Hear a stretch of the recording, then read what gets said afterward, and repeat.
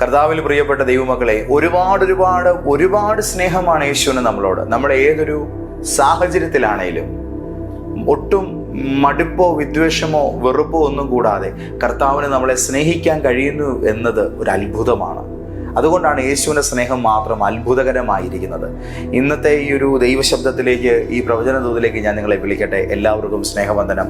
വിശുദ്ധ പൗലോസ് ശ്ലീഹ തെസ്സലോനിക്കർക്ക് എഴുതിയ 1-ാം ലേഖനത്തിൻ്റെ അകത്ത് പരിശുദ്ധാത്മാവ് വളരെ ശക്തമായി നമ്മളോട് പറയുന്നൊരു വാക്കുണ്ട്.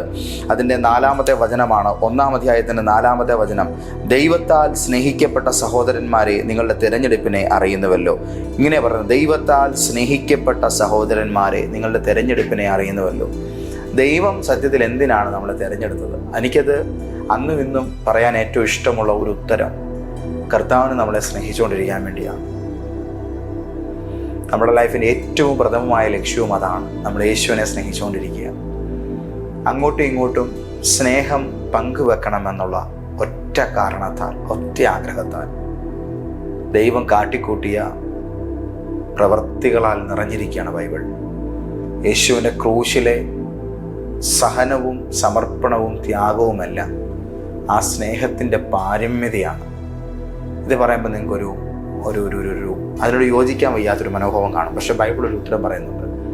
തൻ്റെ പുത്രനെ നൽകുവാൻ തക്കവിധം ദൈവം ലോകത്തെ സ്നേഹിച്ചു. അതേ പ്രിയപ്പെട്ടവരെ, അങ്ങനെയാണ്. സഹോദരങ്ങളെ, നിങ്ങളുടെ തിരഞ്ഞെടുപ്പിനെ നിങ്ങൾ ഓർത്തു നോക്കുക. ദൈവം സ്നേഹിക്കുന്നു നിങ്ങളെ. ദൈവത്താൽ സ്നേഹിക്കപ്പെടുവാൻ നിങ്ങൾ തിരഞ്ഞെടുക്കപ്പെട്ടു. ഒരുപാട് വിഷമങ്ങൾ ഇന്ന് നമ്മുടെ ഹൃദയത്തെ അലട്ടുന്നുണ്ട്.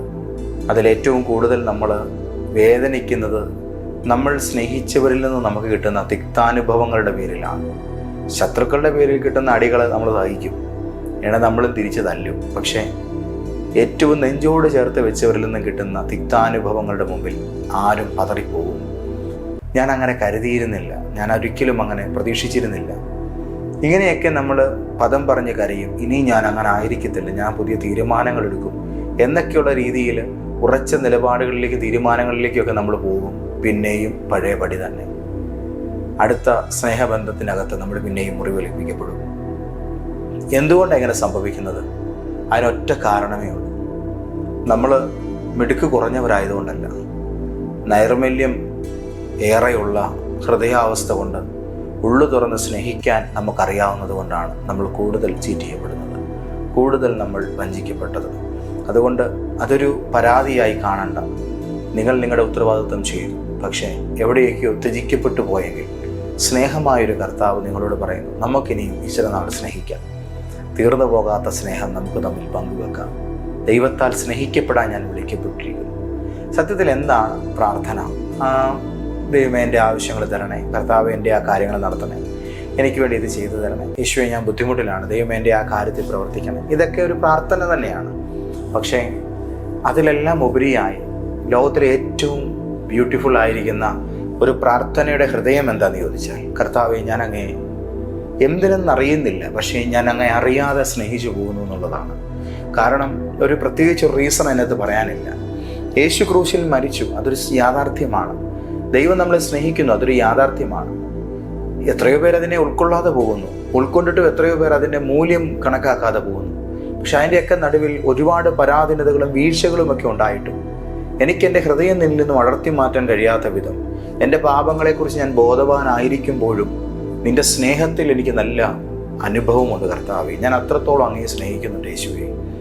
ആ ഒരു വിധത്തിൽ ദൈവസന്നിധിയിൽ നമ്മളിങ്ങനെ എന്തോന്നിനാലെന്നറിയാൻ വയ്യാതെ കർത്താവിനെ ഇങ്ങനെ സ്നേഹിച്ചു പോകുന്നൊരു അവസ്ഥയുണ്ടല്ലോ, അതാണ് ദൈവഹൃദയത്തെ ഏറ്റവും കൂടുതൽ സന്തോഷിപ്പിക്കുന്നത്. നിങ്ങളുടെ ജീവിതത്തിൻ്റെ ആ ഒരു നിഷ്കളങ്കതയാണ് നിങ്ങളുടെ ഏറ്റവും വലിയ ബ്യൂട്ടി എന്ന് പറയുന്നത്. അതുകൊണ്ട് ആ ഹൃദയത്തെ ഞാനും സ്നേഹിക്കുന്നു, നിങ്ങൾ എന്നെയും സ്നേഹിക്കണം. എനിക്ക് നിങ്ങളുടെ സ്നേഹം വേണം. നമുക്ക് ഒരുമിച്ച് കർത്താവിനെയും സ്നേഹിക്കാം. ദൈവത്തിൻ്റെ സ്നേഹം നമുക്ക് ഒരുമിച്ച് പങ്കുവെക്കാം. Really I love you. ഞാൻ നിങ്ങളെ സ്നേഹിക്കുന്നു പ്രിയപ്പെട്ടവരെ. കാരണം കർത്താവിൻ്റെ സ്നേഹം അത്രമേൽ വലുപ്പത്തിൽ നമ്മുടെ മേലെല്ലാം ചൊരിയപ്പെടുകയാണ്. ഈ ജീവിതത്തിൽ നമ്മൾ സ്നേഹിക്കാതെ പോയാൽ എങ്ങനെയാണ് നോക്കുന്നത്? നമുക്ക് പരസ്പരം ചേർന്നിരിക്കാൻ, ദൈവസ്നേഹത്തിൽ സന്തോഷിക്കാൻ നമുക്ക് സാധിക്കണം.